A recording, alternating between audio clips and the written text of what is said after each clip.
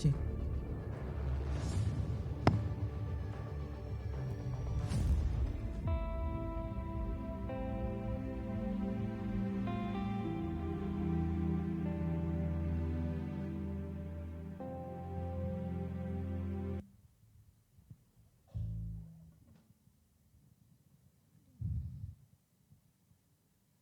Shalom Bapak Ibu Saudara-saudari semuanya. Selamat pagi. Mari kita mau datang ke hadirat Tuhan. Oh haleluya Tuhan. Engkau sungguh mulia Tuhan. Engkau sungguh agung Bapa. Semua keadaan kami ini seizin Engkau Bapa. Terima kasih Tuhan. Semua anugerah-Mu yang teramat besar dalam hidup kami. Sungguh kami mengucap syukur Tuhan. Pagi hari ini kami mau membawa hati kami Tuhan untuk meninggikan nama-Mu. Biarlah Engkau disenangkan Tuhan atas kepujian kami. Oh haleluya Yesus.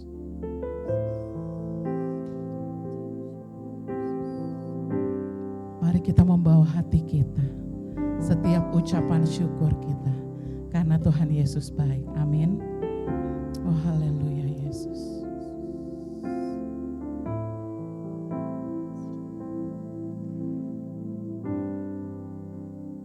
Dia sungguh indah. Dia Yesus.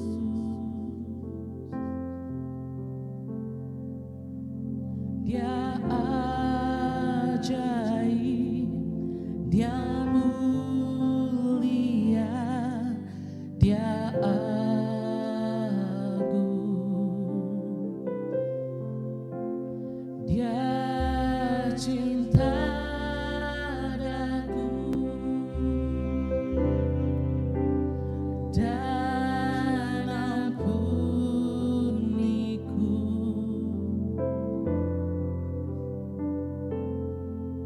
Bahkan rela berikan nyawanya untuk selamatkanku.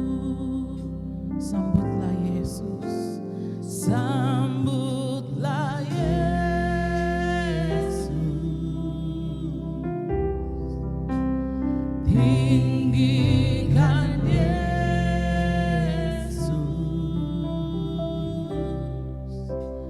beri Dia hormat, pujian dan kuasa. Yesus Raja. Bagi yang mulia,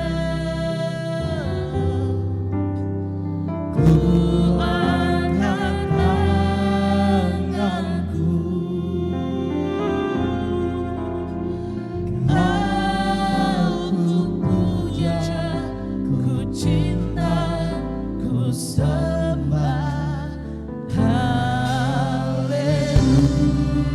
Mari jemaat saya undang bangkit berdiri. Katakan, Dia sungguh indah.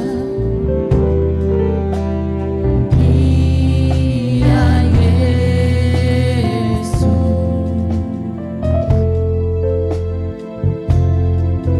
Dia ajaib, Dia mulia, Dia agung.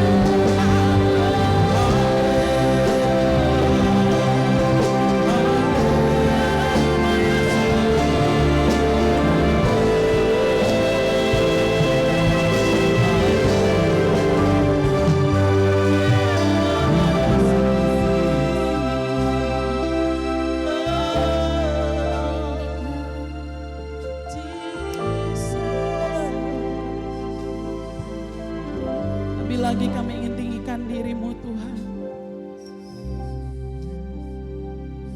Di atas segalanya Tuhan.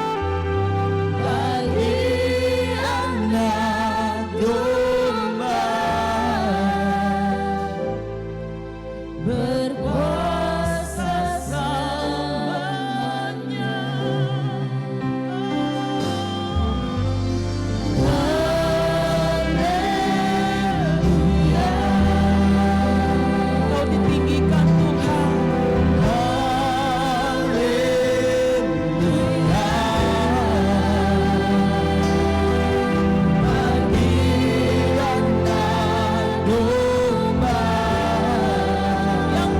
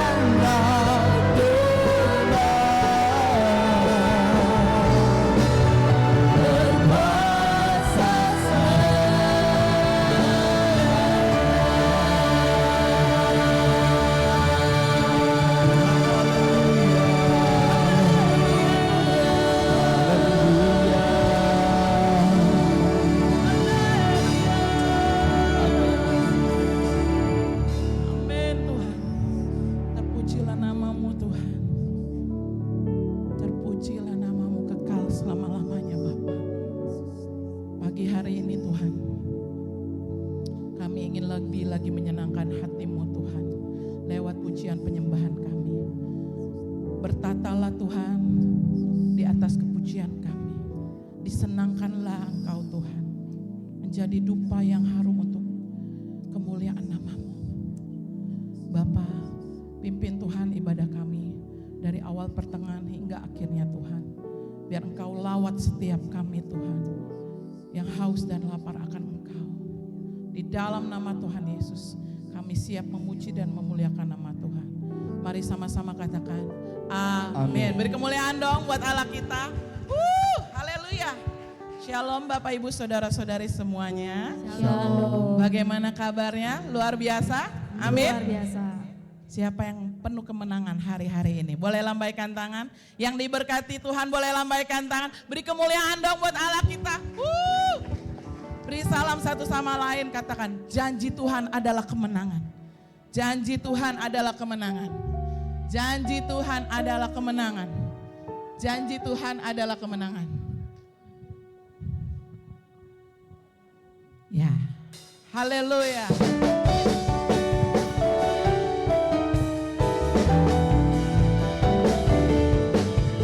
Janjinya lah kemenangan, Dia batu keselamatanku, kalahkan musuh dan apa? Haleluya, haleluya. Kalahkan musuh dan melompat tembok. Amin. Kalahkan musuh dan melompat tembok. Haleluya, haleluya. Janjinya lah kemenangan, Dia batu keselamatanku, kalahkan musuh dan melompat tembok. Haleluya, kenakan, haleluya. Ku kenakan juga, amin. Dan segala bebanku turun menyapa, ku kenakan jubahmu, kalahkan musuh, kalahkan musuh. Sama-sama, amin, haleluya. Ku kalahkan musuh dan melompat tembok, haleluya. Apa? Janjinya lah kemenangan, Dia batu keselamatanku, kalahkan musuh dan melompat. Amin, haleluya. Ku kenakan, haleluya. Ku kenakan jubahmu, haleluya. Dan apa saudara? Bebanku turun menyapa, ku kenakan jubahmu, kenakan jubahmu Dia, haleluya. Segala bebanku menyapa, kenakan jubahmu Dia, kenakan jubahmu Dia, kenakan jubahmu Dia. Haleluya. Amin. Siapa yang percaya janji Tuhan kemenangan buat kita? Amin. Amin. Kalau melompat jangan setengah-setengah saudara. Siap? Melompat buat Tuhan lebih lagi? Amin. Yuk. Janjinya lah Kemenangan, Dia batu keselamatanku, ku kalahkan musuh. dan melompat tembok. Mana lompatannya? Haleluya. Yuk semangat. Satu hati. Janjinya lah. Janjinya lah Kemenangan, Dia batu keselamatanku, kalahkan musuh. Sama-sama. Lompat tembok. haleluya. Haleluya.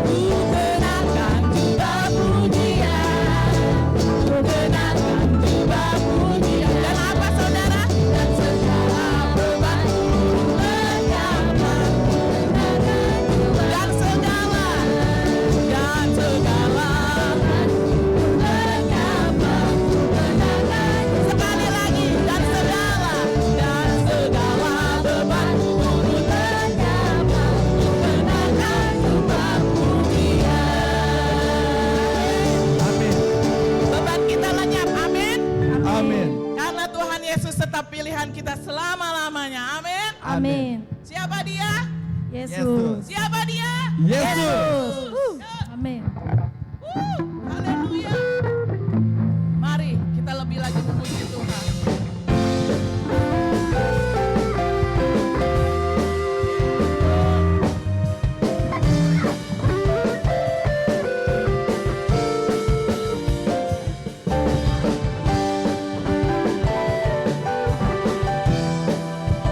Namamu Tuhan yang menjadi pilihan kami. Mari sama-sama katakan. Kau Tuhan yang mulia, turun ke dunia untuk tebus segala dosa. Kau beri keselamatan, beri keselamatan, kasih-Mu mengubahkan. Kita ku akui semua dosaku. Maka Dia adalah, Kau adalah setia dan adil, dapat mengampuni dan sucikan dari segala yang jahat. Namamu ku hidup bagi dunia ini lagi. Tak ingin kompromi, tak ingin lakukan hal yang dapat tukarkan hatimu. Namamu ku hidup di luar tuturkan firman-Mu yang telah bebaskanku. Yesus, kebenaran-Mu adalah pilihanku. Yesus pilihan kita, amin. Amin. Mari sama-sama katakan. Kau Tuhan yang mulia, turun ke dunia untuk tebus segala dosa. Kau beri keselamatan, beri kesempatan, kasih-Mu mengubahkan. Kita ku akui semua dosaku, maka Kau adalah setia dan adil, dapat mengampuni dan sucikan dari segala yang jahat. Namamu ku hidup bagi dunia ini lagi. Tak ingin kompromi, tak ingin lakukan hal yang dapat tukarkan hatimu. Namamu ku hidup di luar tuturkan firman-Mu yang telah bebaskanku. Yesus, kebenaran-Mu adalah pilihanku.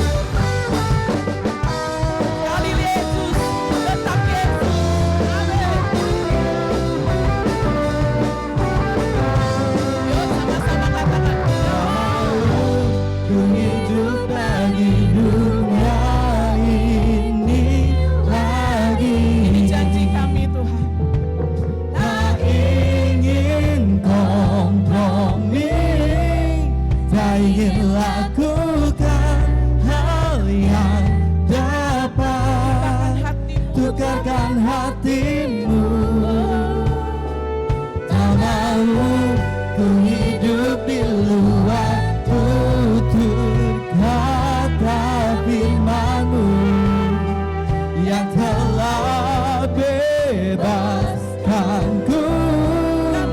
Yesus, kebenaranmu adalah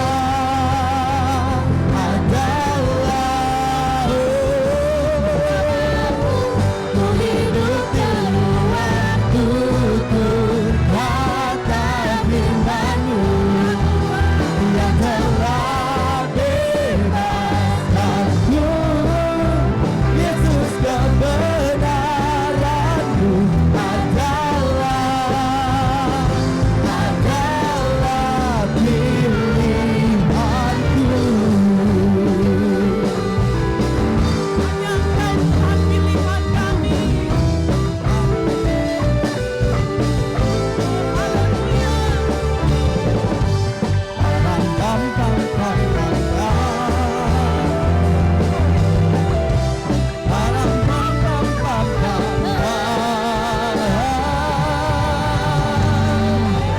Haleluya. Yes. Semuanya oleh karena darah Yesus. Amin. Amin.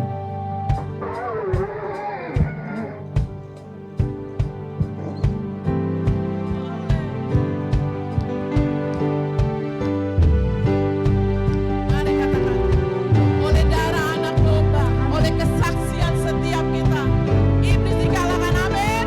Amin. Yuk. Darah anak domba,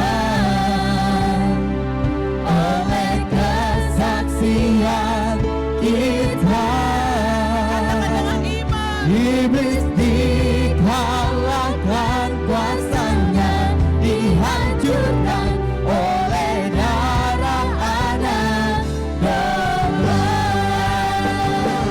Oleh darah anak domba, Kesaksian kita. oleh kesaksian kita,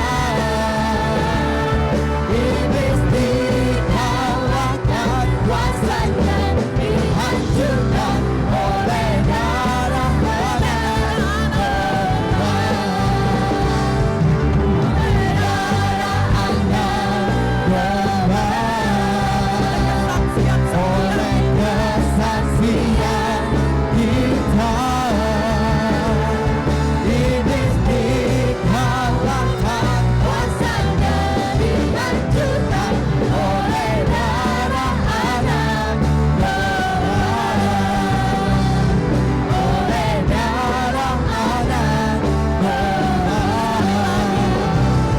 oleh darah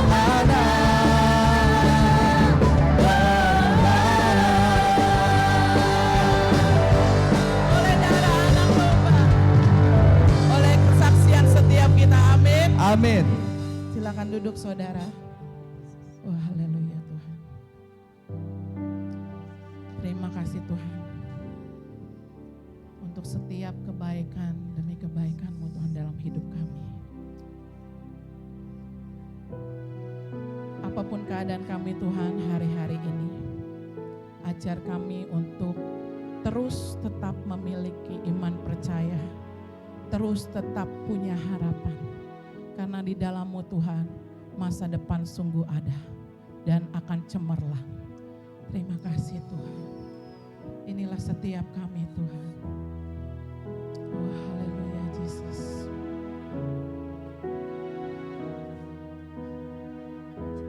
Aku bertanya, apakah masih ada harapan melewati tangisan?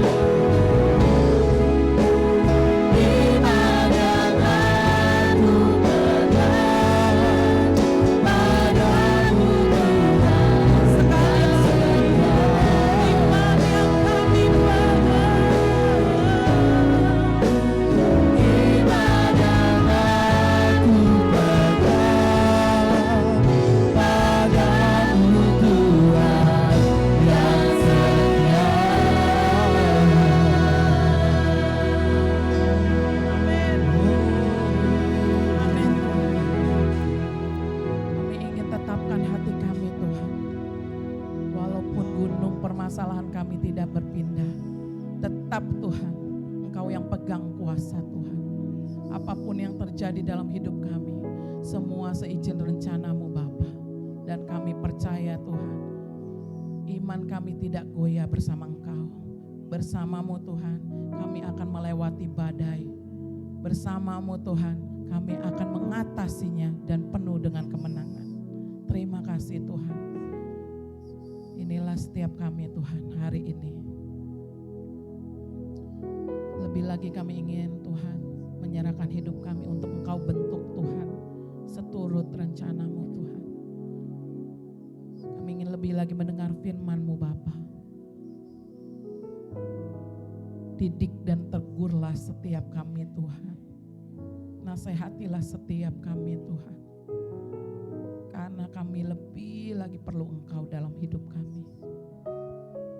Ajar kami Tuhan untuk terus Tuhan berproses di dalam-Mu. Lebih lagi Tuhan serupa dengan gambar-Mu Bapa. Terima kasih Tuhan.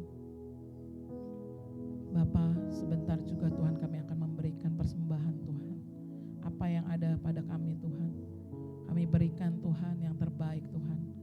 Untuk Tuhan pekerjaan-Mu di tempat ini. Biarlah Tuhan Engkau Tuhan yang terus Tuhan kami percaya memberkati setiap kami. Terima kasih Bapa. Di dalam nama Tuhan Yesus kami telah berdoa dan mengucap syukur. Haleluya. Amin. Ya. Silakan persembahan dijalankan. Ku tersungkur dan sembahmu, ku persembahkan korban syukurku yang terbaik bagimu.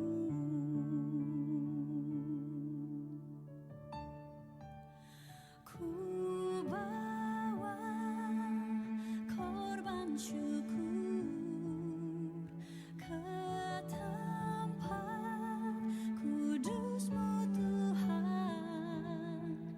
Hatiku limpah dengan syukur, sebab Tuhan baik selamanya. Ku bawa korban syukur ke tempat kudus-Mu Tuhan. Hatiku limpah dengan syukur.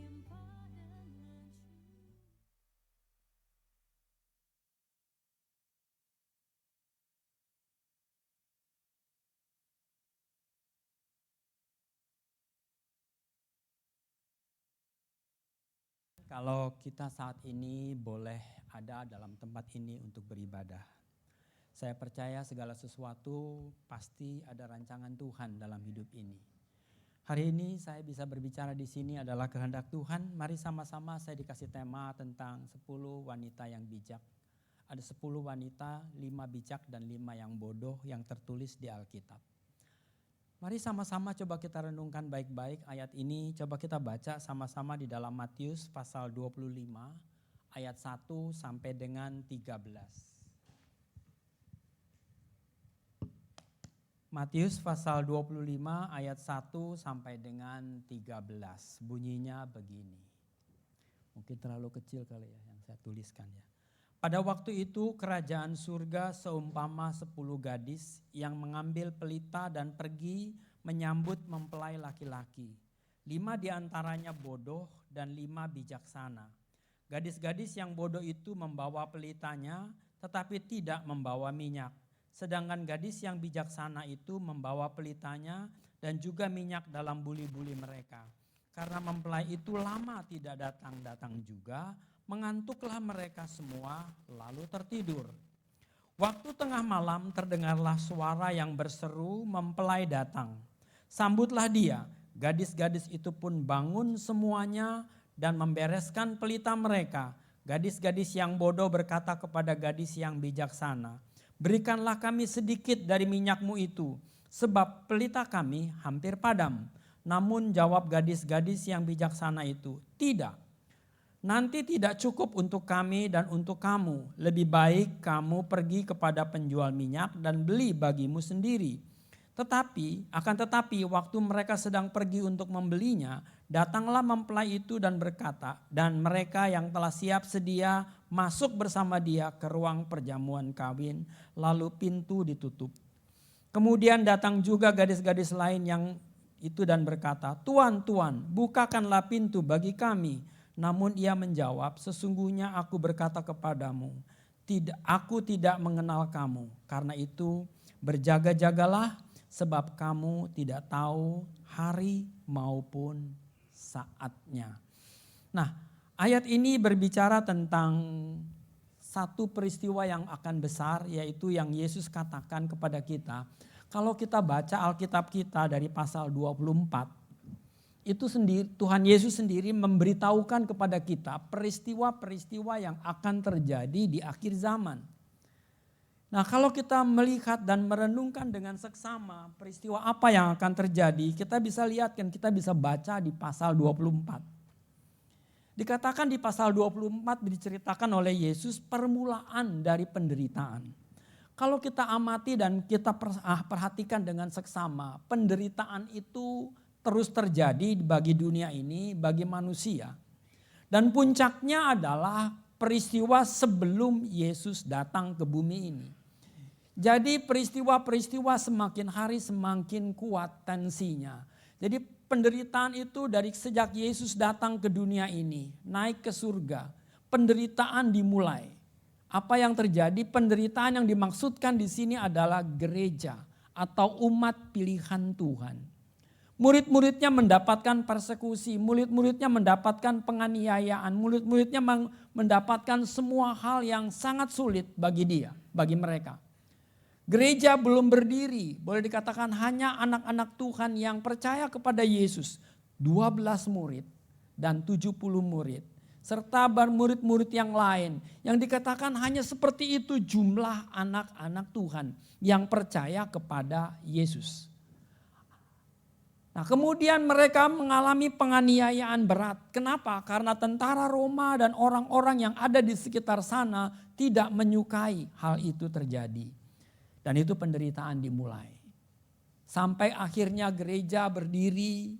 Dan kita tahu gereja pertama orang berpikir di Yerusalem, betul. Tapi Yerusalem pada saat itu adalah di sinagog, bukan gereja yang seperti kita. Sinagog tempat orang-orang Yahudi beribadah. Murid-muridnya juga orang Yahudi. Itu sebabnya mereka beribadah di sana. Terjadilah peristiwa perpisahan, perpecahan. Sama seperti gereja-gereja pada masa ini. Perpecahan itu terus terjadi dan terus terjadi sampai sekarang. Puncaknya adalah penderitaan mereka adalah di akhir zaman sebelum Yesus datang kembali. Nah, itu kalau kita lihat dalam kondisi gereja pada masa itu. Dan kita pun tahu gereja Tuhan terus bekerja, berkembang sampai sekarang ini. Dan paling banyak memang di Eropa. Kenapa? Karena murid-muridnya semua larinya ke sana sebagian besar. Dan kita sebagian besar juga larinya ke selatan dan ke barat, ke timur. Sehingga semua 12 murid ini berpencar kemana-mana untuk mendirikan gereja-gereja bagi Tuhan. Nah, kita bisa mengerti itulah kondisi keadaan gereja Tuhan pada awalnya. Dan kita bisa mengerti situasi ini. Mari coba kita lihat beberapa hal. Kita perhatikan gambar ini. Gambar ini kalau Anda perhatikan dengan sama, bisa pinjam pointer kalau ada, saya bisa kasih tahu. Ada pointer. Kita ada di mana kondisi kita pada gambar peta ini? Mari saya mau ajak kita sama-sama perhatikan dengan seksama. Gambar peta ini penting buat kita amati supaya kita bisa mengerti lebih jelas lagi, lebih detail lagi keadaan yang akan datang. Ini semua dituliskan dengan jelas oleh Alkitab. Tidak ada satupun yang saya kurangi dan saya tambahkan. Nah, bisa kita lihat di sini.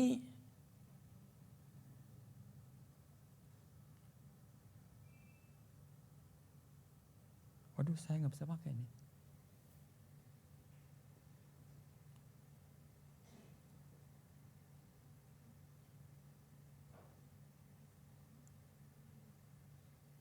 Oke, kelihatan nggak nih merah-merahnya nih? Kecil banget ini. Kelihatan ya? Oke, kita lihat di sini gambar yang ada salib. Kayaknya nggak penting. Kayaknya. Pointer kita nggak masuk ke gambar ini, nggak kelihatan ya. Oke, maklumlah saya juga nggak bawa. Biasanya saya bawa ya, saya punya pointer yang saya biasa ngajar gitu. Nah, di sini kalau kita lihat ada salib di sini dan kemudian itulah Yesus disalib. Kemudian ada gambar panah ke atas yang hitam, itu kita menunjukkan bahwa Yesus bangkit dan ketika dia bangkit maka disusullah orang-orang benar, orang-orang yang mati sebelum Yesus. Kita tahu manusia itu banyak yang mati dari perjanjian lama, mulai dari yang namanya Adam sampai dengan Yesus. Itu orang-orang yang mati pada zaman itu mati, masuklah ke tempat yang namanya Hades untuk orang benar. Jadi orang-orang benar itu yang kita katakan orang benar di dalam perjanjian lama. Orang benar di dalam konteks pada masa sebelum Yesus. Nabi-nabi dan sebagainya. Mereka mati kemudian masuknya kemana? Ke Hades untuk orang benar. Itu ditulis di dalam Lukas pasal 16 ayat 23 maupun Lukas pasal 23 ayat 43. Itu adalah kumpulan tempat orang-orang benar yang mati. Tapi mereka nggak bisa kemana-mana, mereka nggak bisa ke Firdaus, mereka nggak bisa ke surga. Mereka mati di situ, dipisahkan dengan orang-orang mati yang ada di yang kita katakan orang fasik.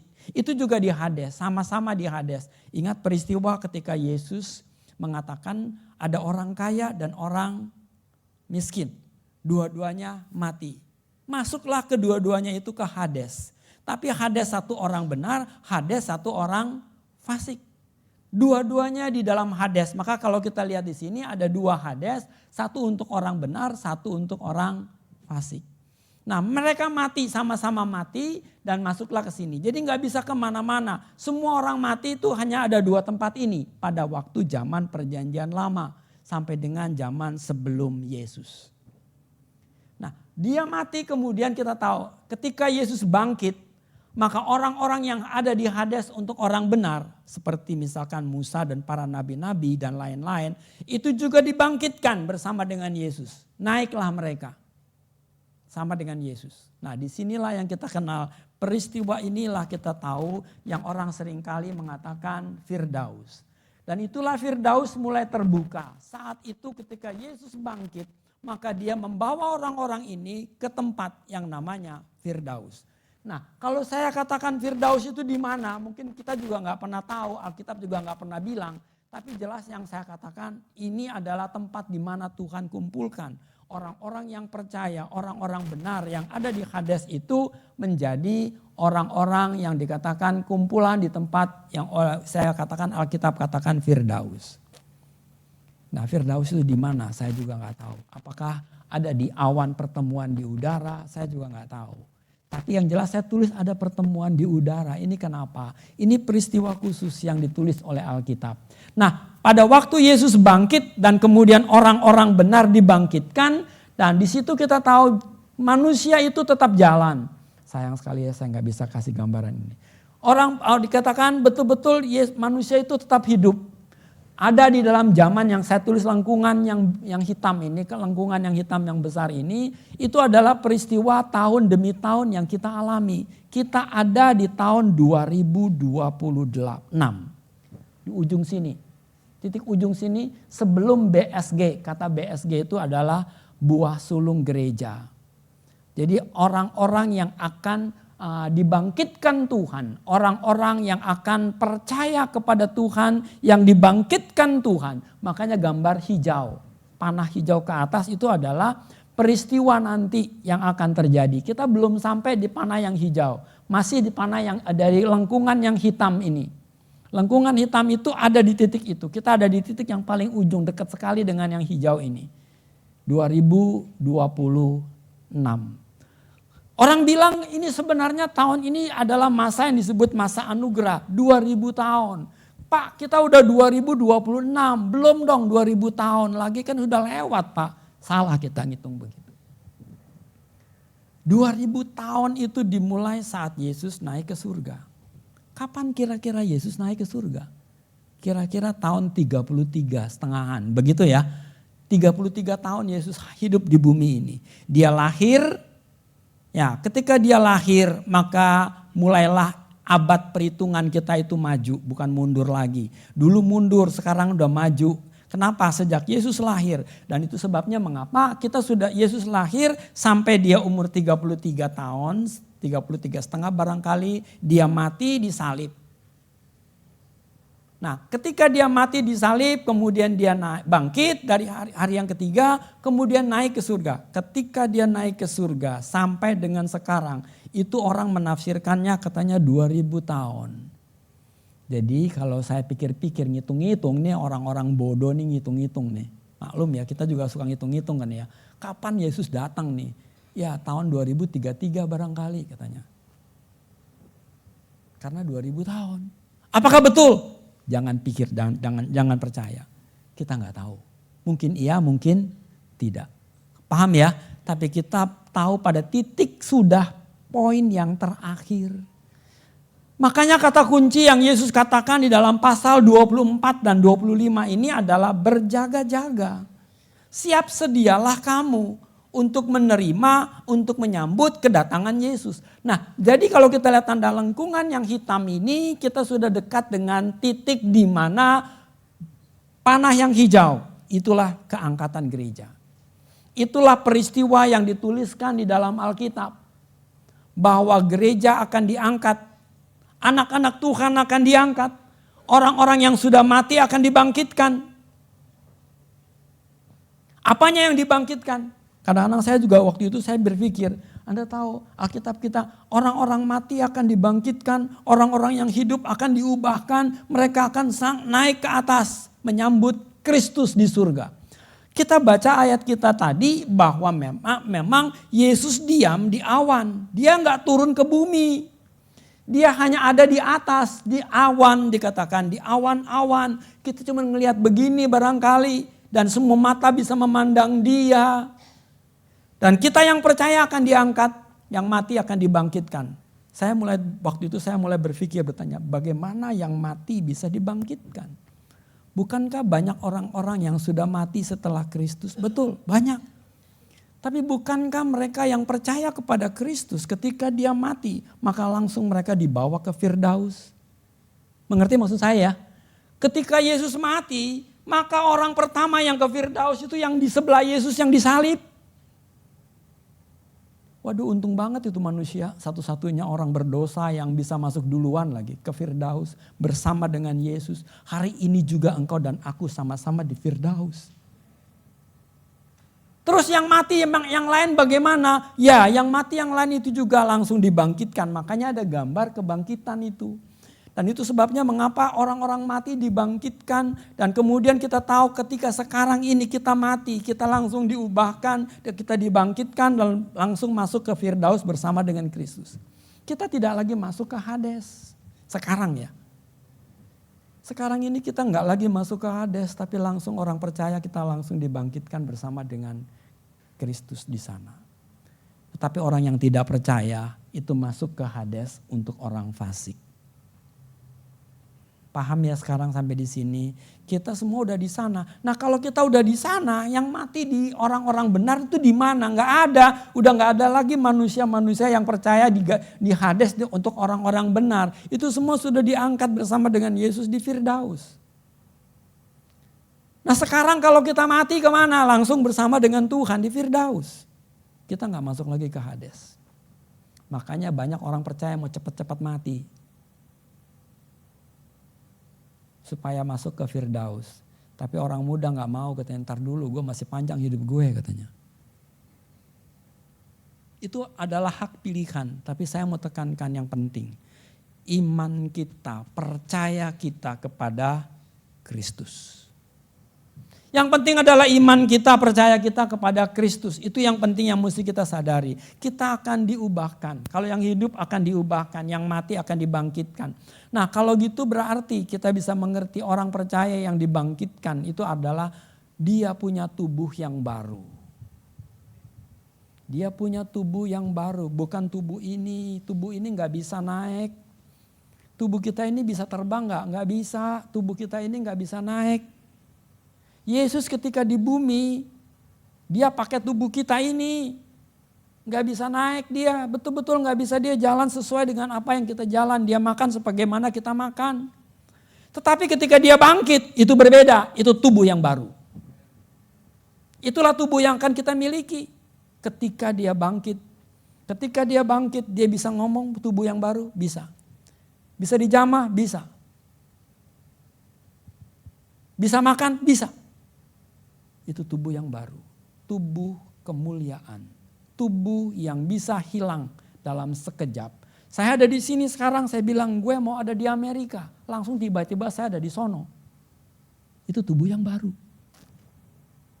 Kalau sekarang saya mau di Amerika, tetap aja di sini. Kecuali naik pesawat, terbang ke sono. Paham ya? Tubuh kita ini beda dengan tubuh yang baru. Tubuh kita ini tubuh yang sudah berdosa, yang sudah betul-betul tidak lagi punya kemampuan banyak hal. Kita nggak mungkin bisa terbang, kita nggak mungkin bisa naik, kita nggak mungkin bisa menghilang. Karena ini kita punya tubuh yang lama, tubuh yang dibawa karena ikatan dosa. Kita punya tubuh yang baru, itu sebabnya nanti akan dijadikan, diangkat. Ketika kita yang mati akan diberikan tubuh yang baru. Nah yang hidup ini, kita yang hidup ini pada waktu gambar yang hijau itu. Kita yang hidup ini diubahkan. Alkitab kata diubahkan. Kata diubahkan itu betul-betul kata yang sangat saya telidiki dengan baik. Itu bukan kata-kata yang langsung berubah. Betul, dalam sekejap kita berubah. Tubuh kita ini berubah. Artinya apa? Kita sebenarnya mati. Tubuh yang lama ini kita mati, masuklah ke dalam tubuh yang baru. Roh kita itu, pikiran kita itu, kehendak dan emosi kita. Ingat manusia ada 3 hal, tubuh jasmani ini ada kehendak, emosi dan keinginan kita itu di dalam tubuh kita ini ada. Itu yang namanya jiwa. Satu lagi adalah roh. Kita punya 3 hal ini, roh itu adalah milik Allah, dia akan kembali kepada Allah.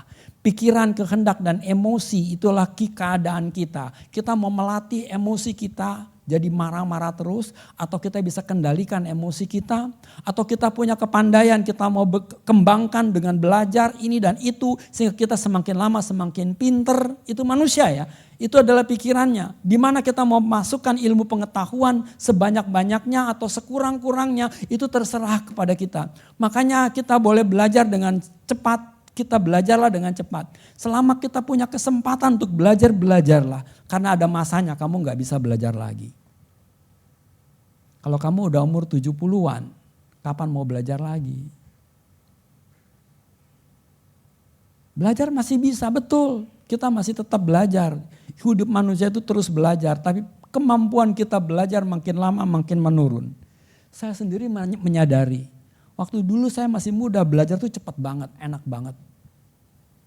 Tapi semakin hari saya kadang-kadang merasa, aduh, gue buat apa ya belajar katanya. Itu orang-orang yang sudah lansia, mengerti ya. Kalau yang masih muda, saya bilang belajarlah kamu. Waktumu masih cepat, masih ada.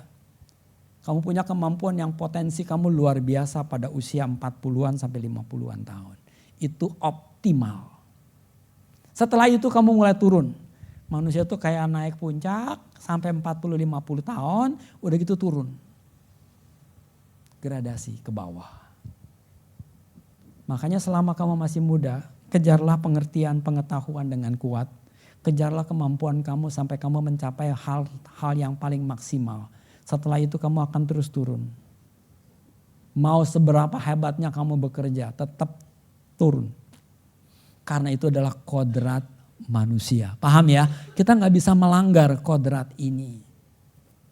Ya, jadi kita tahu kita akan diubahkan, kata diubahkan kita mesti melepaskan tubuh yang lama ini masuk kepada tubuh yang baru. Nah, ketika proses perubahan inilah kamu mati. Matinya cuma sekejap doang, barangkali cuma sekejap mata doang begitu ya. Betul, tapi itu mati. Kemudian kamu masuk kepada tubuh yang baru, hidup. Dan tubuh itu bisa kamu terbang, bisa kamu hilang. Sebagaimana Yesus ketika dia bangkit dari kematian. Paham ya? Itu adalah tubuh yang baru. Tubuh yang hanya bisa masuk ke dalam kerajaan surga. Tubuh yang bisa masuk ke Firdaus. Tubuh ini gak bisa.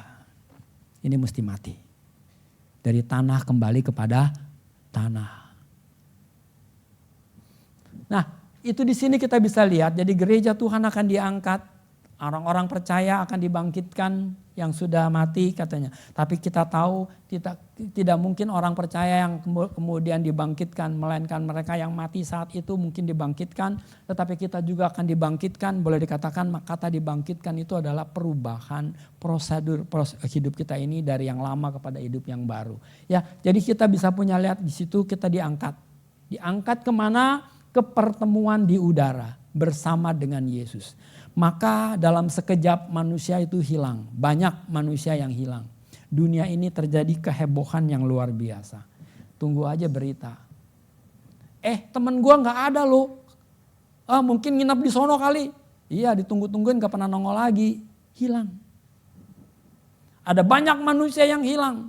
Betul-betul terjadi peristiwa besar yang saya mau katakan peristiwa yang luar biasa. Keangkatan gereja. Banyak orang-orang hilang. Tapi itu adalah permulaan sengsara bagi mereka yang tertinggal. Kalau kita ketinggalan, kalau kita sampai dengar berita itu, wah, pikirlah perkataan saya ini. Ingat, saya sih berharap kita semuanya nggak ada, gitu kan? Semuanya diangkat, betul ya? Itu harapan kita sekalian. Bukannya kita menunggu nanti. Iya, kita tahu tapi waktu dunia ini cuma tinggal 7 tahun. Dunia ini ketika gereja diangkat, maka dunia ini cuma tinggal 7 tahun. 3,5 tahun pertama, 3,5 tahun kedua. Saya mau kasih tahu, bacalah kitab Wahyu dengan jelas. Kitab Wahyu pasal 1 itu menceritakan pribadi Yesus.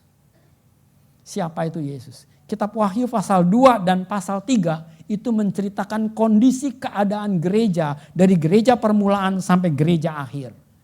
Gereja permulaan gereja Efesus yang penuh dengan kasih. Rela mati demi kasihnya. Banyak anak-anak Tuhan martir di sana. Itu zaman gereja awal. Semua murid Yesus 12-12-nya martir, mati. Terbunuh. Disiksa mengalami penderitaan.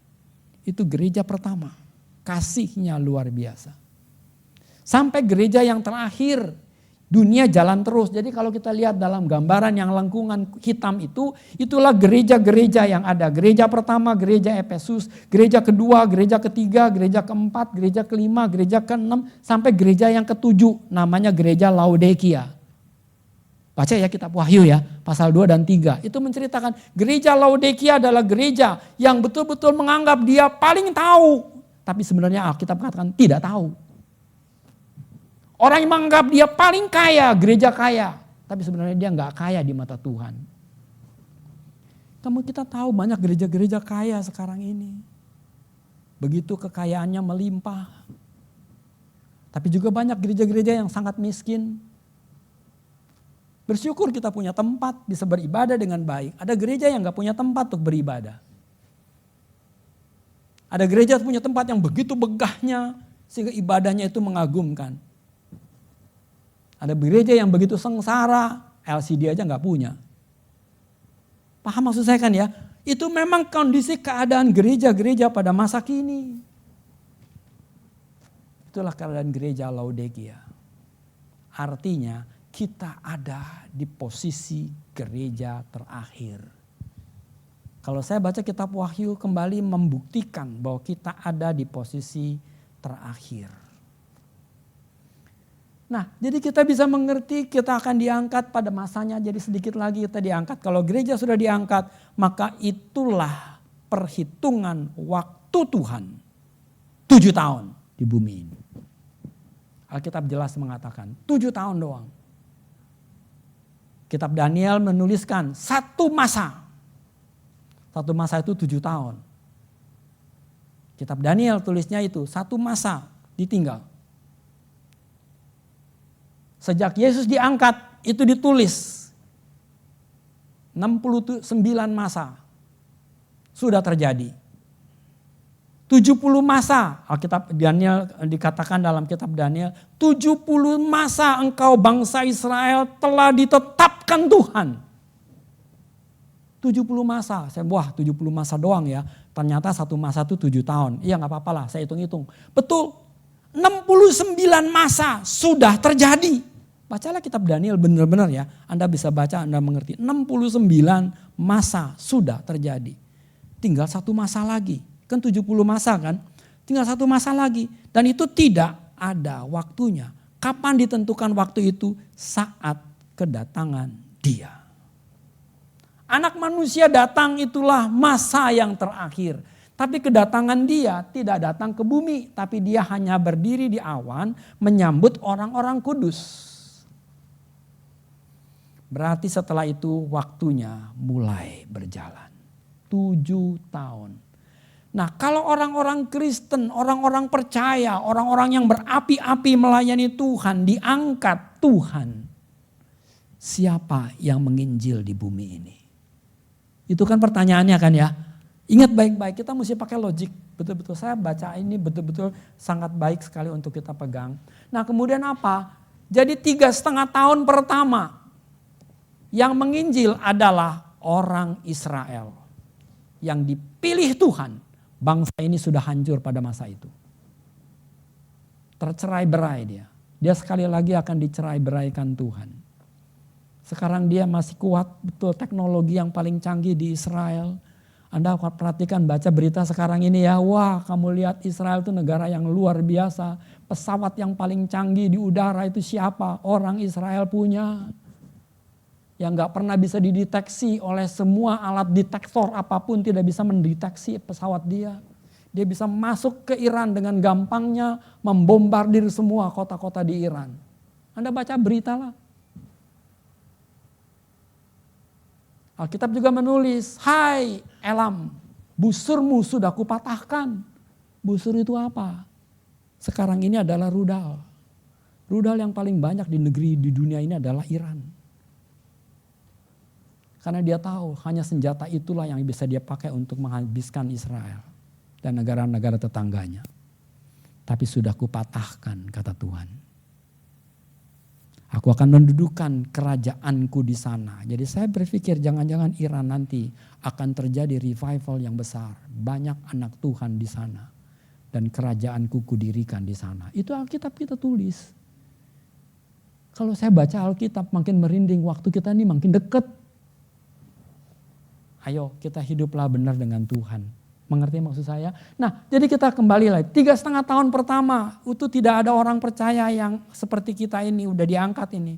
Kita semua ini udah diangkat, gereja jadi kosong, betul kan? Kalau kita semua diangkat kan gitu kan. Gereja, terus siapa yang ada di sini pendetanya nggak ada segala macam. Betul-betul bahaya kan begitu kan? Enggak, saya percaya.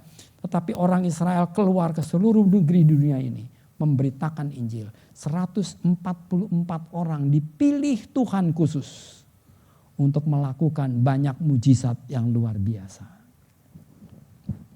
3,5 tahun lamanya. Dia mengerjakan tugas panggilan itu. Setelah selesai, 3,5 tahun dia diangkat karena dia mati. Orang percaya yang percaya mati juga terus kemudian diangkat. Pada 3,5 tahun yang kedua. Makanya saya gambarkan tuh BSI. Gambarnya gambar hijau titik-titik sebagian.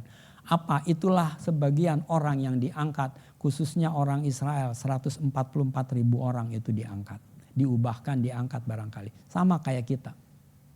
Tapi di sini hanya orang Israel. Paham ya?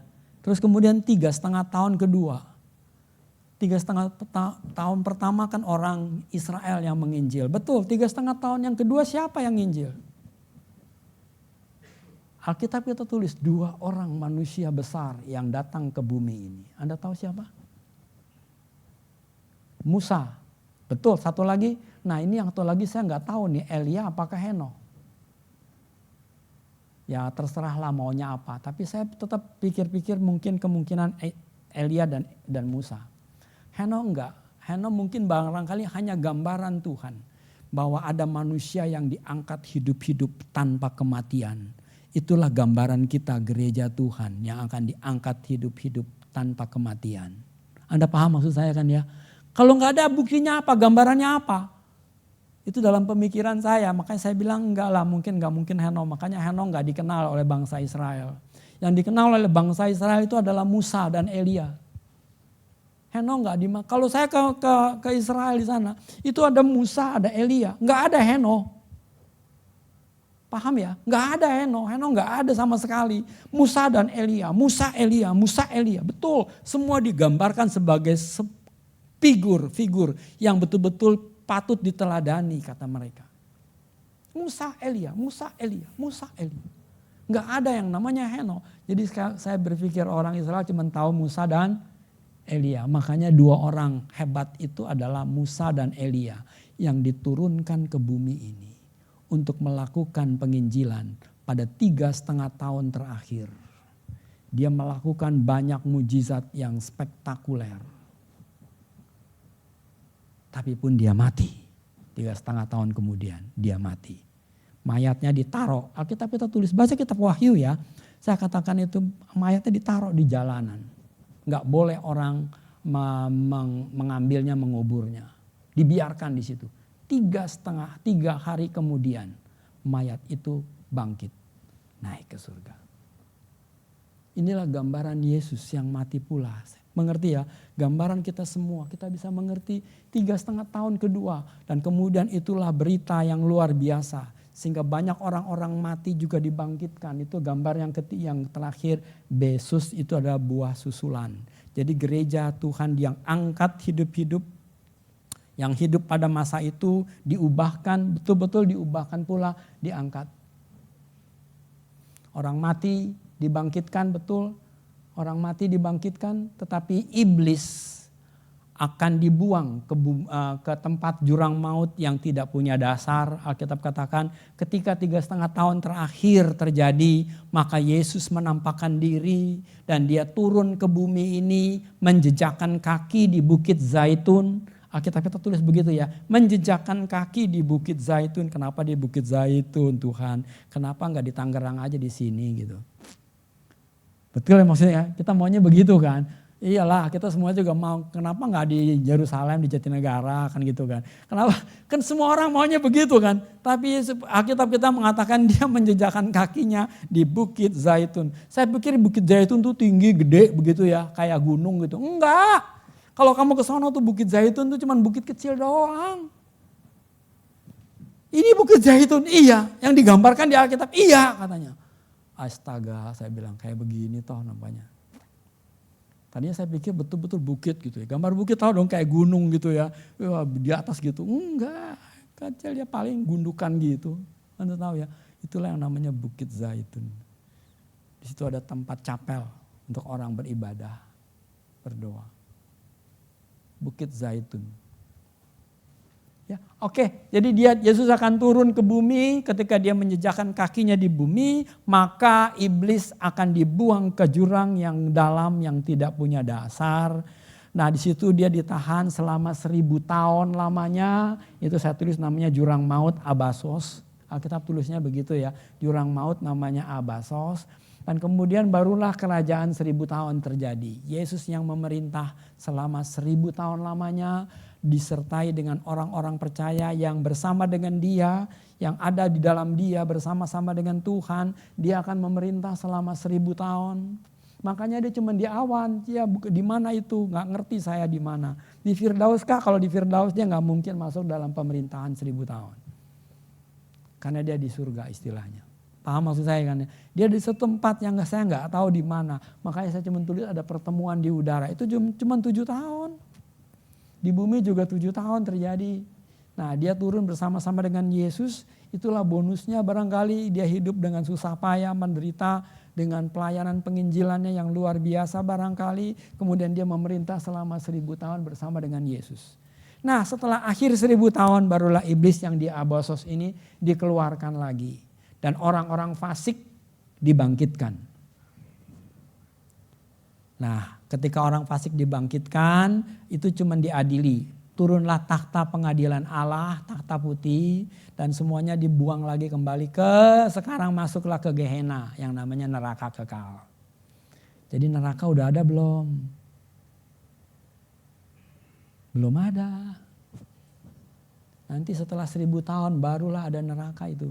Memang sih tempatnya mungkin udah ada kali, saya nggak tahu lah. Tempat orangnya belum dimasukkan ke sana. Jadi kita bisa mengerti setelah iblis dibuang ke sana dan pengikutnya dibuang ke neraka di sini, barulah kehidupan kekal forever. Itulah namanya kekal. Dari kekal sampai kekal di dalam kondisi yang sama. Jadi kita bisa mengerti sekarang kondisi ini penting buat kita pahami.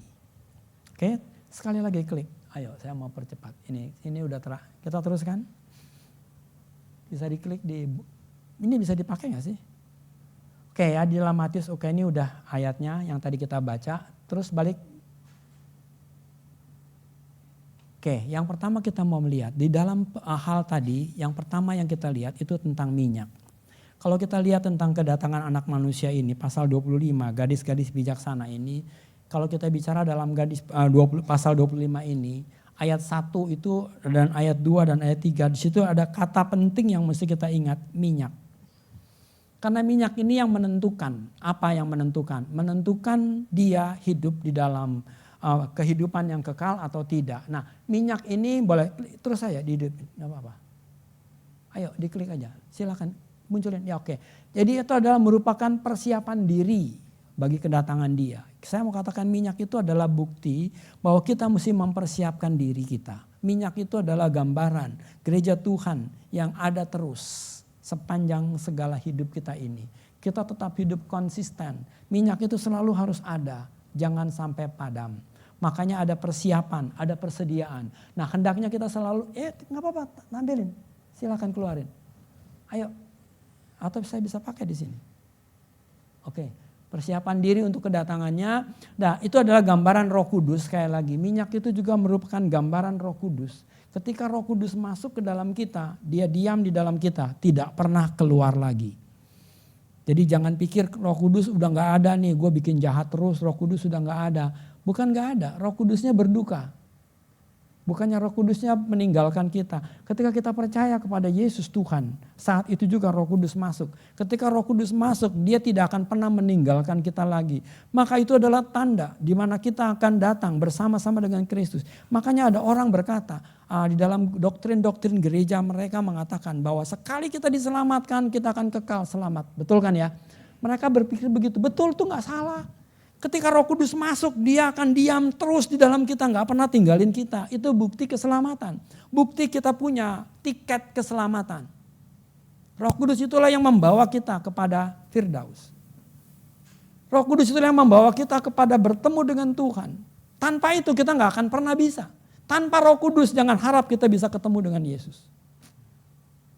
Jadi Roh Kudus itu selalu ada di dalam kita. Paham ya? Dia nggak pernah. Nah kalau kita bikin dosa Pak, ya dosa lah. Kamu bikin dosa. Yang berduka siapa? Roh Kudus. Makanya jangan mendukakan dia. Kita berkata, kita bernyanyi tidak mau mendukakan Roh Kudus. Yang ku mau adalah menyenangkan hatinya. Kan begitu kan selalu kan. Nah bagaimana kita bisa menyenangkan Roh Kudus yang diam di dalam kita? Layani Tuhan. Bagaimana kita bisa menyenangkan Roh Kudus di dalam kita? Ya berbuat baik dan benar. Ya, di sini kita bilang minyak adalah gambaran Roh Kudus. Hendaknya kita selalu penuh dengan Roh Kudus. Betul. Biar Roh Kudus itu penuh melimpah dalam hidup kita ini. Jangan biarkan Roh Kudus diam. Ya tidak berdaya, dia hanya berduka karena kita.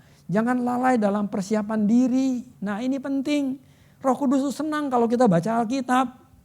Roh Kudus senang kalau kita berdoa. Betul, ada waktu doa. Harapan saya selalu ada dalam hidup kita ini. Doa jangan ditinggalkan. Baca Alkitab mungkin kadang-kadang gue kelupaan. Ya maklumlah orang sibuk. Ya, tetap kita harus baca konsisten, komitmen. Kalau kita komitmen 1 hari 1 pasal, 3 tahun baru selesai itu Alkitab. Serius saya ngomong bener ya, saya udah baca itu. 1 hari kita baca 1 pasal, 3 tahun baru kelar itu Alkitab kita baca. Makanya ada orang bilang, wah kalau gitu gue baca 3 pasal ya. Iya 3 pasal kamu baca, maka 1 tahun baru selesai. Pak susah pak baca 3 pasal pak. Aduh mabok gue kadang-kadang. Betul iya. Berapa banyak kamu bisa baca? 1 ayat pak 1 hari. Berapa lama kamu bisa selesai? Seumur hidup belum kelar kali ya. Itu kan faktanya ya. Kita bisa hitung secara logika kita. Betul-betul kita butuh waktu. Maka sebab itu siapkanlah hatimu, dirimu untuk merenung. Diam sejenak, baca Alkitab, berdoa. Kalau kita belum tahu banyak tentang firman Allah, banyak baca, doanya sedikitan. Gitu kan kira-kiranya. Kalau kita punya waktu setengah jam sama Tuhan, ya baca Alkitab setengah jam 30 menit ya. Kalau kita baca Alkitab 25 menit, 5 menitnya doa. Nah ceritanya begitu kan. Bisa kan? Oh pasti bisa lah, nggak mungkin nggak bisa. Wah enggak, 5 menit baca Alkitab, 25 menit doa. Aduh mak, doa itu nggak gampang loh. Duduk diam berdoa itu apa yang kamu doakan. Mula-mula sih semangat, tuk panjang. Udah gitu diem bengong. Gue mau doain apa lagi ya, kan gitu kan. Enggak gampang, nggak mudah. Doa itu butuh kesetiaan, ketekunan, ketaatan. Cobalah kita atur waktu kita dengan baik. Jangan lalai dalam persiapan diri ini. Baca Alkitab, berdoa, bersekutu dengan umatnya, itu beribadah. Jangan tinggalkan ibadah. Ayo datanglah berdoa, beribadah. Hidup benar dan takut akan Tuhan. Minyak gak bisa dipinjam. Tadi kan bilang, pinjam dong, bagi gue dong. Gak bisa. Ketaatan kita gak bisa dipinjamkan ke orang lain. Anak sekalipun tidak bisa. Paham ya, gak bisa dipinjamkan. Karena itu berjaga-jaga selalu. Oke, next. Kedatangannya sudah pasti. Jadi jangan ragu lah. Itu poin yang kedua yang saya mau garis bawahi. Kedatangan dia pasti, bukan tidak. Itu benar, pasti akan datang. Nah, jadi kapan? Kita gak tahu. Saya mau bilang kita nggak tahu kapan dia datang. Ya udahlah, datang atau tidak. Yang penting aku hidup melayani dia. Yang penting aku hidup benar di mata dia. Yang penting aku hidup tidak membuat dia kecewa. Itu yang penting. Kita nggak usah khawatir kapan dia datang. Mau sekarang, puji Tuhan. Besok oke. Lusa yes. Setahun lagi nggak apa-apa. Kamu mengerti maksud saya? Jangan kita khawatir. Yang penting kita hidup sekarang.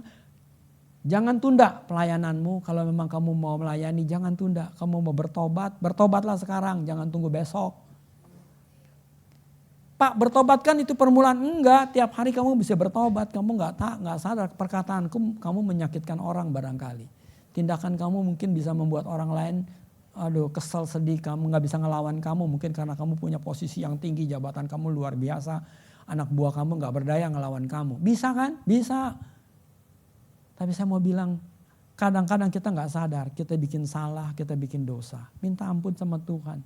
Maka saya cuma bilang setiap hari bangun pagi-pagi, khususkan dengan Tuhan, minta pimpinannya, perlindungan, penyertaannya. Akhir dari waktu hari itu, sebelum kamu tidur, kamu berdoa minta pengampunan Tuhan. Hari ini gue sudah bikin salah apa? Tuhan, aku kadang-kadang gak sadar bikin salah. Minta pengampunan dari Tuhan. Kekudusan tetap hidup kita ini biar layak di mata Tuhan.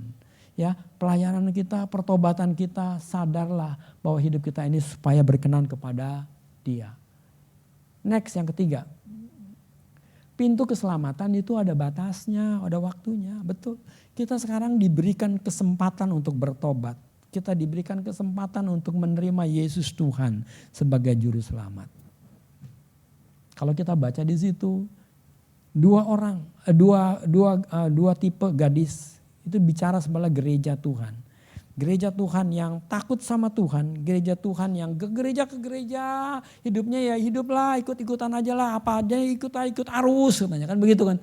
Itu manusia memang benar. Coba kita semua coba periksa diri kita masing-masing. Kadang-kadang gua ke gereja ya, hari Minggu ya gua ke gereja lah, oke. Ikut ke gereja. Ya udah selesai di gereja nyanyi-nyanyi puji Tuhan, amin, amin, amin. Doa-doa, ya udah pulang-pulang.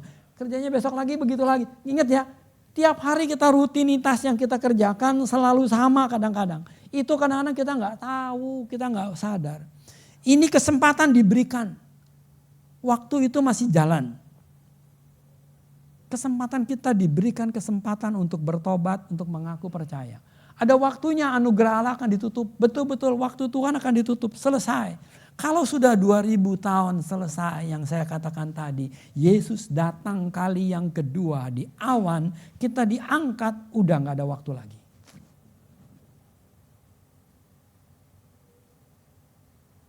Wah itu Pak yang ketinggalan. Yang ketinggalan itu sebenarnya yang belum percaya. Ini kita nih semuanya ada di sini, kita nggak tahu nih. Semuanya percaya, ya harapan kita semuanya percaya. Begitu kan? Iya dong, kita ngapain gua ke gereja kalau gua nggak percaya? Kan begitu kan kita semuanya. Iya pastilah. Tapi sekali lagi, ada orang datang ke gereja cuman ikut-ikutan. Ada orang ke gereja ya ke gereja lah. Kenapa pacar gue di gereja soalnya. Kalau gue gak ke gereja gue ditendang sama pacar gue. Kan begitu kan. Itu ada yang kayak begitu. Ada opa-opa ke gereja kenapa? Ya gue kalau gak ke gereja ntar anak gue marah lagi. Gue gak dikasih makan lagi. Gue udah gak bisa makan lagi. Kan gak bisa penghasilan. Kan bisa ada yang kayak begitu. Kita semuanya kita gak tahu lah. Kita punya reason sendiri-sendiri. Tapi satu hal yang saya mau tekankan.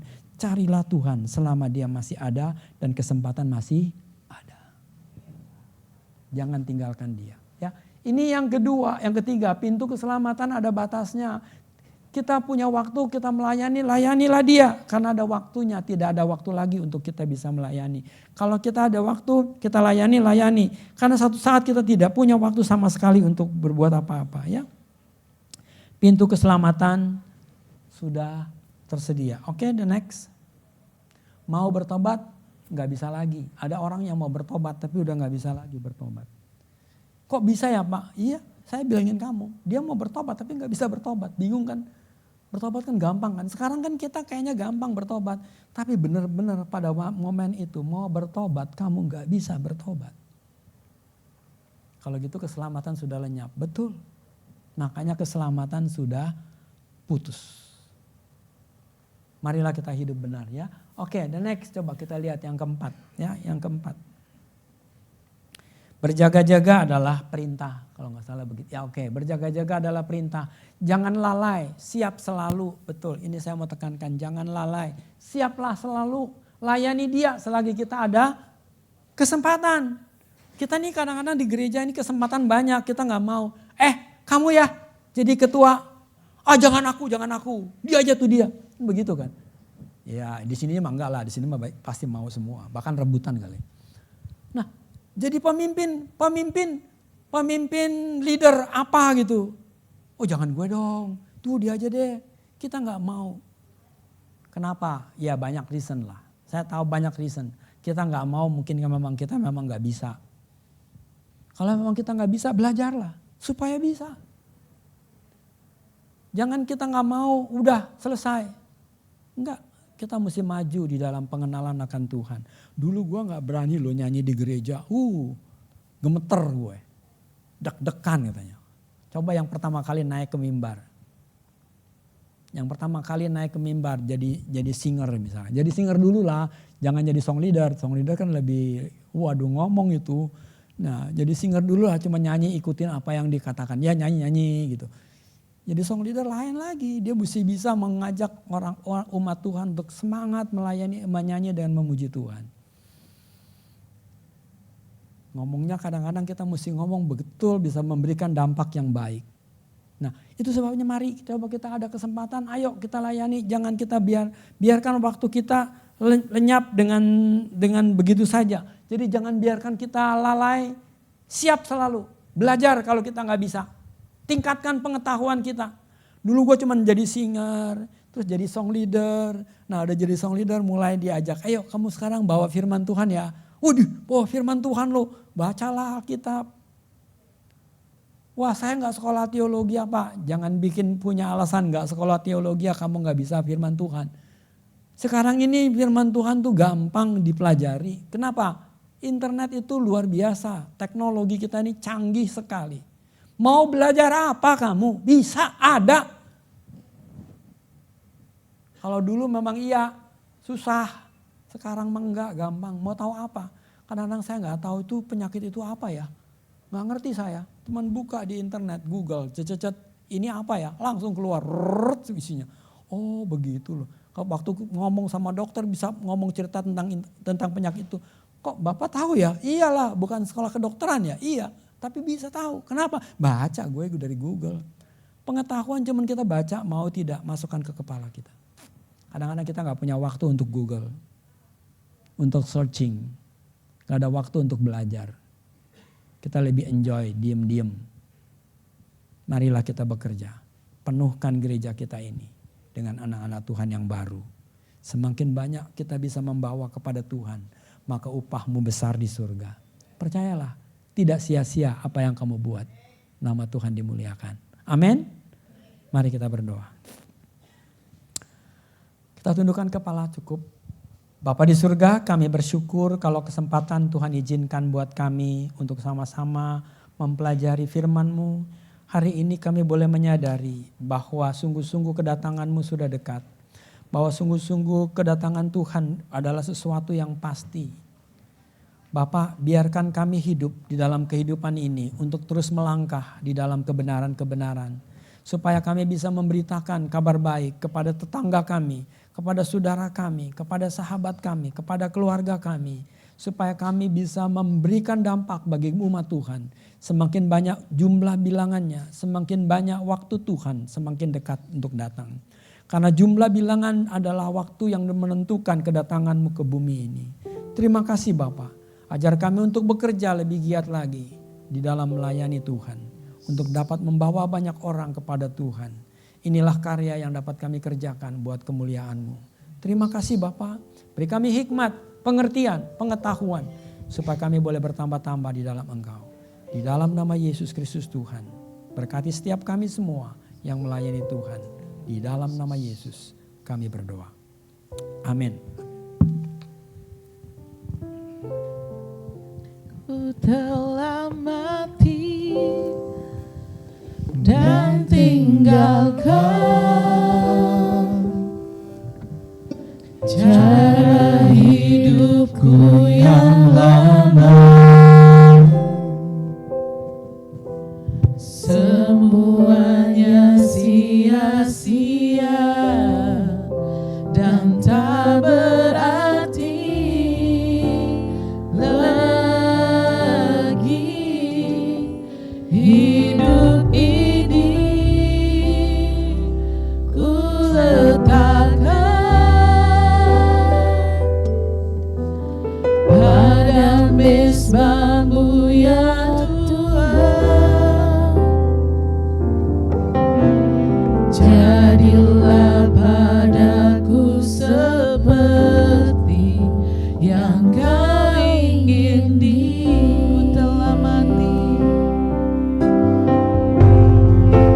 Ku telah mati, ku telah mati dan tinggalkan cara hidupku yang lama. Semuanya sia-sia dan tak berarti lagi. Hidup ini ku letakkan pada mezbah-Mu ya Tuhan.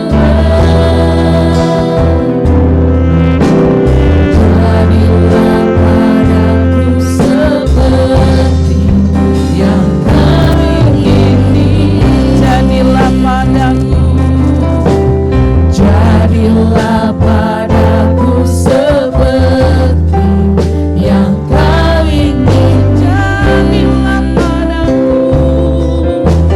Jadilah padaku seperti yang Kau ingini. Terima kasih Bapak. Mari saudaraku kita mau bersahati bersama berdoa. Tuhan, terima kasih Bapak untuk kasih-Mu, untuk pengorbanan-Mu Tuhan, terus pengampunan kami saat ini Tuhan Yesus. Engkau Bapa yang baik.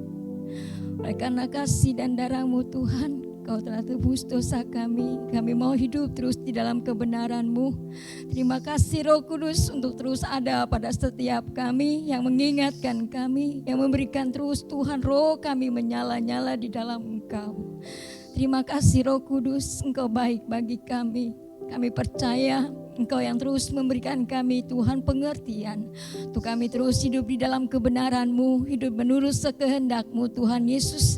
Firman-Mu ada pada setiap kami, untuk kami terus Tuhan setia, untuk kami terus taat di dalam Engkau Bapa. Ketika kami berdoa, ketika kami membaca firman-Mu, maka kami percaya Tuhan saat ini Engkau telah membukakan firman-Mu. Terima kasih untuk firman-Mu Tuhan. Pakai terus hamba-Mu Tuhan Yesusku, kami percaya ketika firman-Mu disampaikan, kami boleh lebih lagi Tuhan. Roh kami diingatkan Tuhan Yesus. Kami terus Tuhan mengerti akan kehendak-Mu lebih lagi Tuhan Yesus. Kami tidak mau berleha-leha. Kami terus mau berjaga-jaga. Karena waktu-Mu semakin singkat. Terima kasih Bapa, kami mau terus Tuhan hidup di dalam kebenaran-Mu. Menjadi saksi-Mu saat ini Tuhan, membawa Tuhan orang-orang di sekeliling kami, jiwa-jiwa yang belum mengenal Engkau. Terima kasih Bapa, kami mau menjadi Tuhan wanita-wanita yang bijaksana, yang terus membawa minyak Engkau Tuhan dalam kehidupan kami. Terima kasih Bapa, pakai hidup kami lebih lagi, pakai hidup kami untuk melayani Engkau Tuhan Yesus, dimanapun Engkau tempatkan kami, baik di gereja, di keluarga kami, di lingkungan kami Tuhan Yesusku, Engkau baik bagi kami. Kami mau menyenangkan Engkau. Terima kasih Roh Kudus, terima kasih Roh Kudus. Kami juga terus berdoa untuk saat ini, untuk anak-anak kami Bapa, dewasa, anak-anak Tuhan muda kami ini saat ini Bapa. Kami percaya anak-anak yang dari kecil, anak-anak sekolah minggu, anak-anak teen, anak-anak youth, anak-anak dewasa muda. Kami percaya semua di dalam perlindungan-Mu, di dalam kasih-Mu Tuhan, dijauhkan dari segala hal yang tidak berkenan, dijauhkan dari segala hal Tuhan, pembulian. Kami percaya saat ini Tuhan, kami berdoa khususnya kota Banten Tuhan Yesusku. Kau Bapa yang baik, Kau Bapa yang baik, anak-anak-Mu di dalam Engkau Tuhan dijauhkan dari segala kekerasan fisik, dijauhkan dari segala kekerasan secara seksual Tuhan. Kami percaya kuasa-Mu bekerja, Roh-Mu bekerja, kuasa-Mu Tuhan nyata bagi anak-anak kami, perlindungan-Mu ada bagi anak-anak kami Bapa. Biarlah mereka terus menjadi anak-anak yang takut akan Engkau, yang membawa kebenaran firman-Mu di dalam kehidupannya Bapa. Terus Tuhan melihat Engkau, memuliakan Engkau Tuhan dimanapun dia berada. Kau yang memberikan hikmat dan kepintaran Tuhan untuk mereka pakai memuliakan Engkau. Terima kasih Bapa, terima kasih Engkau Bapa yang melindungi kami semua anak-anak-Mu saat ini untuk tetap setia, tetap taat, membawa Engkau dalam kehidupan kami. Hiduplah terus dalam kami Bapa, hingga kami boleh menjadi saksi-saksi-Mu, menjadi terang dan garam berdampak bagi kehidupan kami Tuhan. Terima kasih, di dalam nama Tuhan Yesus kami berdoa. Haleluya. Amin. Amin. Ya, mari saudara kita mau lihat beberapa pengumuman.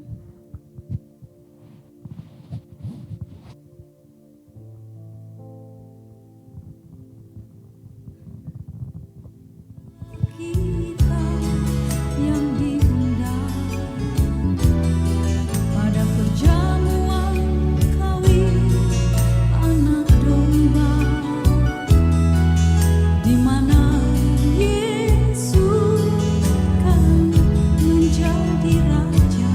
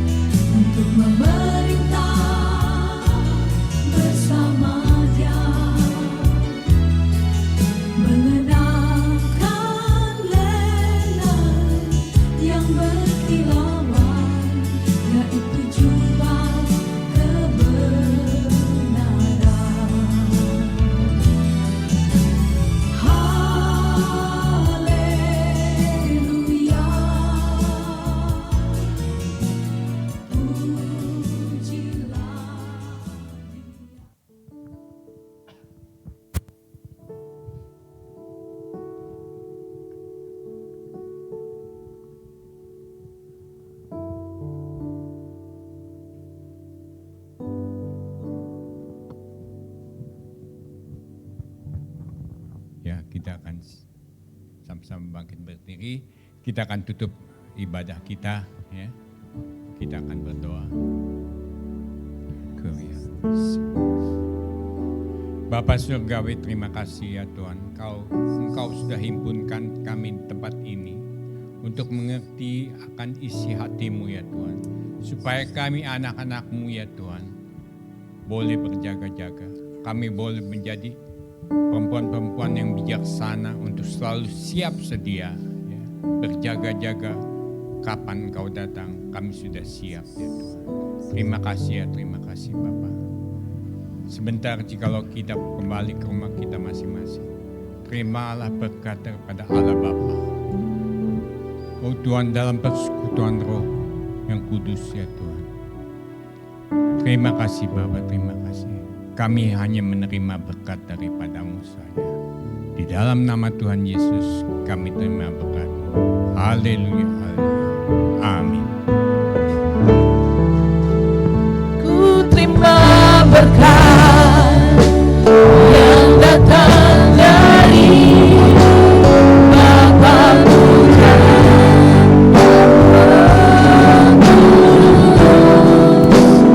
apapun yang ku sentuh, ku kerjakan dibuatnya